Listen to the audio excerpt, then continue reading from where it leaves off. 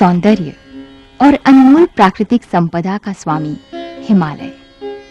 सूर्य की किरणें सर्वप्रथम इन्हीं पर्वतमालाओं को चूमती हैं।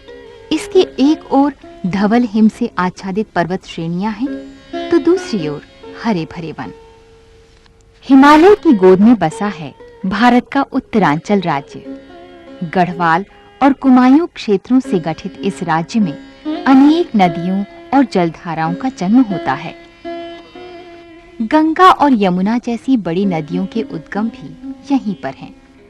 प्राकृतिक संसाधनों से परिपूर्ण इस क्षेत्र में वन एवं जल स्रोतों के अविवेकपूर्ण दोहन और अनुचित प्रबंध से गंभीर समस्याएं उत्पन्न हुई हैं। भूस्खलन, भूक्षरण से त्रस्त यहाँ के निवासी जल का गंभीर अभाव झेल रहे हैं। बढ़ते शहरीकरण, सड़क निर्माण और खनन गतिविधियों ने भी क्षेत्र के पर्यावरण को चोट पहुंचाई है। जल संरक्षण की तकनीकों से अनभिज्ञ कृषक समुदाय गरीबी एवं अभाव का जीवन जीने को विवश हैं। इस क्षेत्र में 1700 से 2000 मिलीमीटर वार्षिक वर्षा होती है, परंतु वनस्पति विहीन पर्वतीय ढाल से लगभग 50% पानी मैदानों में पहुंच जाता है और अपने साथ मिट्टी की उपजाऊ परत भी बहा ले जाता है। इस तरह प्रतिवर्ष औसतन 20 टन प्रति हेक्टेयर उपजाऊ मिट्टी पर्वतों से सरकती जा रही है। दून घाटी में कुल वार्षिक वर्षा का 80% केवल जुलाई एवं अगस्त के महीनों में बरसता है। मध्य हिमालय क्षेत्र में अनुसंधान से पता चलता है कि वर्षा का लगभग 45% पानी उपसतही प्रवाह से और केवल 5% सतही प्रवाह से बहता है। वर्षा जल संग्रह के अभाव में यहाँ के किसान शेष महीनों में फसलों की सिंचाई के लिए तरसते रहते हैं। समस्या का निदान जल संग्रह और प्रबंध की उचित तकनीकें अपनाने में है। पर्वतीय क्षेत्रों में जल संग्रह की बड़ी संरचनाओं का निर्माण व्यवहारिक नहीं है। साथ ही जल प्रबंध में ग्राम वासियों की सामुदायिक भागीदारी भी अनिवार्य है। संपूर्ण जलागम क्षेत्र के किसानों के ज्ञान और कौशल का लाभ उठाते हुए क्षेत्र का सर्वांगीण विकास करना संभव है। विकास के इन्हीं लक्ष्यों को सामने रखते हुए देहरादून स्थित केंद्रीय मृदा एवं जल संरक्षण एवं प्रशिक्षण संस्थान ने सामूहिक भागीदारी से जल प्रबंध का बीड़ा उठाया। इसे बल मिला भारतीय कृषि अनुसंधान परिषद की महत्वाकांक्षी राष्ट्रीय कृषि प्रौद्योगिकी परियोजना से, जिसने जल प्रबंध की तकनीकों को गांवों तक पहुंचाने के लिए आवश्यक संसाधन मुहैया कराए। संस्थान ग्राम संपर्क कार्यक्रम के माध्यम से जल प्रबंध की गंगा गांवों तक बहाने का संकल्प लिया गया। सहभागी सामूहिक प्रयास से मसूरी के निकट सैंजी में जल संसाधन प्रबंध का कार्य और देहरादून के रायपुर प्रखंड में 4 गांवों काली माटी, भोपाल पानी, सौडा सरोली और बड़ासी में सामुदायिक प्रयास की शुरुआत हुई। सैंजी जल समेट क्षेत्र में उपसतही जल प्रवाह को संचित करने के लिए 80,000 लीटर क्षमता के एक जलाशय का निर्माण किया गया। इस पर 1,70,000 रुपए की लागत आई, जिसमें 22,800 रुपए का अंशदान ग्राम वासियों द्वारा किया गया। इस जलाशय में संचित जल को गूलों के माध्यम से 15 हेक्टेयर क्षेत्र में सिंचाई हेतु पहुंचाया जा सकता है। इस पानी के टैंक के बनने से हमें एक इतना बड़ा लाभ हो जाएगा कि हम पूरे वर्ष भर हम कम से कम 3-4 फसलें ले पाएंगे। इस क्षेत्र में सतही जल के साथ गाद और अपवाह को रोकने के लिए 28 हेक्टेयर क्षेत्र में लगभग 3,100 खाइयां और 775 गड्ढे खोदे गए।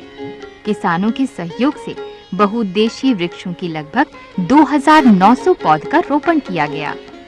भूस्खलन को रोकने के लिए गैबियन संरचनाओं का निर्माण किया गया। सुअर, मुर्गी तथा मछली पालन और सब्जी उत्पादन की एकीकृत तकनीक संस्थान द्वारा इस जल समेट क्षेत्र में प्रदर्शित की जा रही है। किसानों को फसलों की उन्नत उच्च प्रजातियों के बीज आवंटित किए गए, जिससे उनकी फसल में अपेक्षित वृद्धि हुई। केंद्रीय जल संरक्षण वालों ने हम लोगों की अनेक मदद की है, जैसे कि नाले बनाए हैं, मुर्गी फार्म, मच्छी पालन और अनेक और भी हम लोगों की मदद की है। इसके अतिरिक्त पहाड़ी क्षेत्रों में अनाज पीसने का मुख्य साधन पंचक्कियां होती हैं।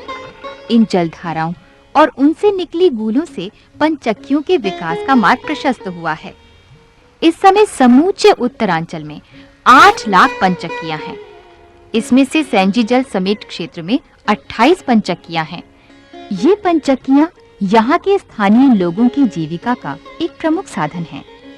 जल स्रोतों के सूखने के कारण ये पंचक्कियां कार्य नहीं कर रही थीं। जल संसाधनों के विकास से अब इन पंचक्कियों का पुनर्जीवन संभव हो गया है। इन पंचक्कियों में वर्ष भर में लगभग 2100 क्विंटल अनाज की पिसाई की जाती है, जिसमें मुख्यतः गेहूं, मक्का व मसाले आदि हैं।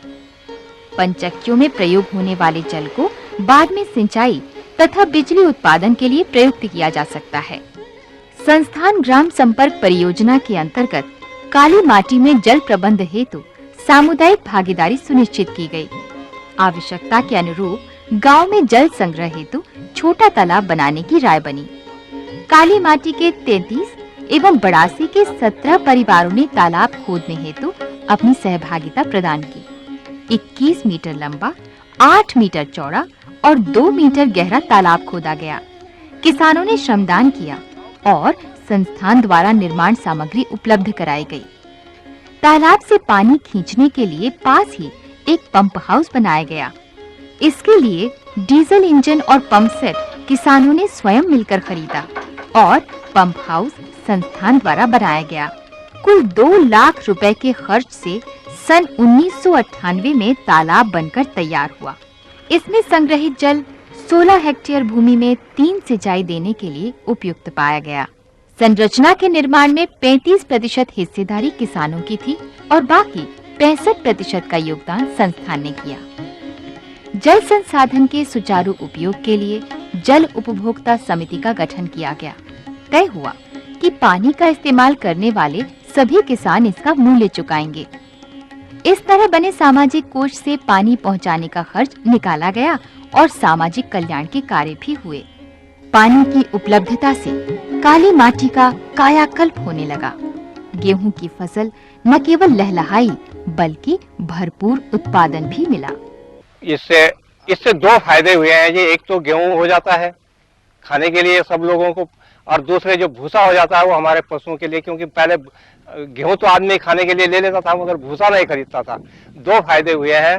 और टैंक पे कम लगभग हमारा जो 70-75 हजार रुपया गाँव वालों की भागीदारी लगी है वो लगभग 2 साल में ही करीब हम लोगों ने पूरी कर ली है। और उपज की जहाँ तक बात है सर, पहले तो प्रति हेक्टेयर करीबन 18-19 कुंटल गेहूं ही होता था, और अभी जो से पानी का प्रबंध हुआ है तो कम से कम 28-29-30 कुंटल के लगभग, जैसी जमीन हो, जहाँ पर थोड़ा अच्छी जमीन है वहाँ पर 30 कुंटल तक भी पहुँच जाता है। अपनी सूझबूझ के कारण आज पूरा गांव खुशियां मना रहा है। ग्राम काली माटी में हुए करिश्मे की प्रसिद्धि आसपास के गांवों में फैलने लगी। यहाँ से कुछ दूरी पर नीचे की ओर स्थित भोपाल पानी गांव के किसान काली माटी में गेहूं की लहलहाती फसल देखकर हैरान रह गए। फलस्वरूप काली माटी के तालाब का पानी भोपाल पानी गांव तक भूमिगत पाइप से पहुंचाने का प्रबंध किया गया। संस्थान ने पाइप मुहैया कराया और किसानों ने किया श्रमदान। तो हमने जो है सभी किसानों ने मिलके, भरी गर्मी, इतनी गर्मी थी कि मई और जून के महीने में हम सभी लोगों ने मिलकर काम किया है, और जुलाई के महीने हम यहाँ पर पानी ले आए। आज हम 15 रुपए घंटे अपनी समिति में जमा कर रहे हैं कि लिया जाए। इस समय हमारी समिति में 6000 रुपए जमा भी हो चुका है। वो हम अपनी टूट फूट के लिए हिसाब से काम कर रहे हैं, अपनी समिति के ही अपनी लाइन पर ही। हमारे यहाँ पर पानी आ गया तो दूसरी फसल भी चालू हो चुकी है। अब दूसरी फसल ये आपके सामने दिख रही है कि आज 3 साल से लगातार लोग तीन साल से लगातार लोग जो है 2 फसलें कमा रहे हैं। जो इस गांव में अक्सर लोग गेहूं चावल खरीदते थे, आज ये है कि खुद बेच रहे हैं। 270 लगभग 250 बीघे ऐसी कुछ ऐसा है जिसकी सिंचाई हो रही है। गेहूं इस टाइम बढ़िया है। आज भोपाल पानी में भी अपार खुशियां दिखाई देती हैं। उपलब्ध जल संसाधनों से अब इन दोनों गांवों में लगभग 42 हेक्टेयर क्षेत्र में सिंचाई होने लगी है। सिंचाई की सुविधा में लगी लागत की भरपाई 1 वर्ष में ही अधिक उपज के रूप में कर ली गई है। सिंचाई की सुविधा बढ़ने से गेहूं की पैदावार में 100% वृद्धि हुई और उपज 30 से 33 क्विंटल प्रति हेक्टेयर हो गई। कृषि अयोग्य क्षेत्र को खेती के काम में लाया जाने लगा है। साथ ही जल संसाधन प्रबंधन समिति की आमदनी भी बढ़ी।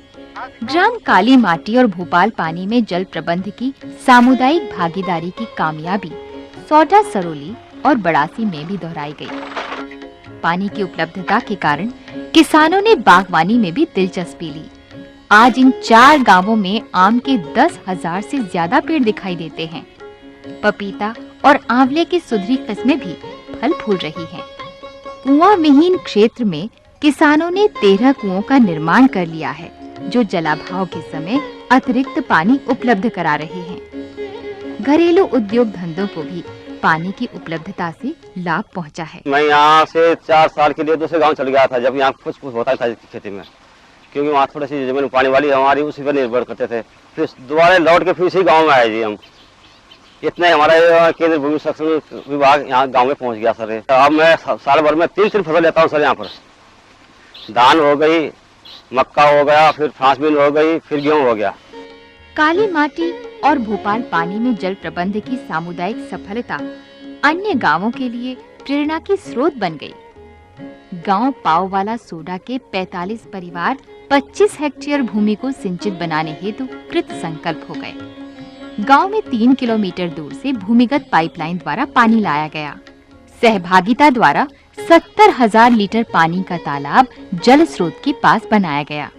यहाँ के 45 कृषक परिवारों द्वारा 25 हेक्टेयर क्षेत्र में फसल उत्पादन के लिए सिंचाई के संसाधन बनाए गए।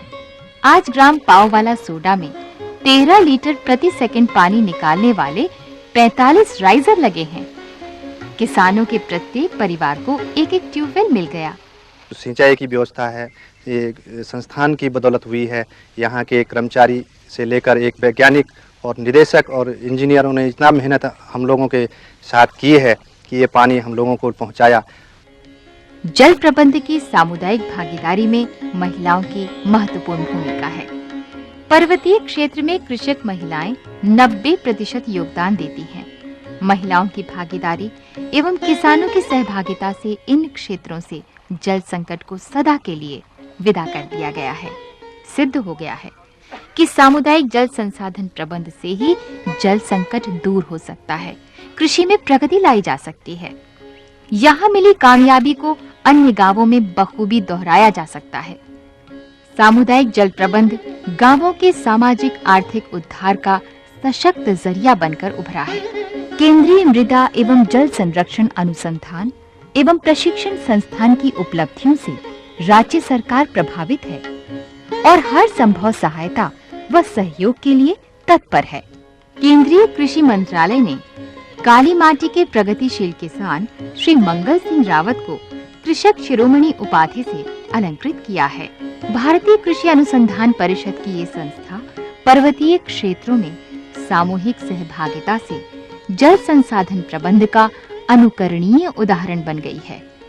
इन गांवों में वैज्ञानिकों और किसानों की साझेदारी ने सामुदायिक जल प्रबंध द्वारा खुशहाली की एक नई राह दिखाई है।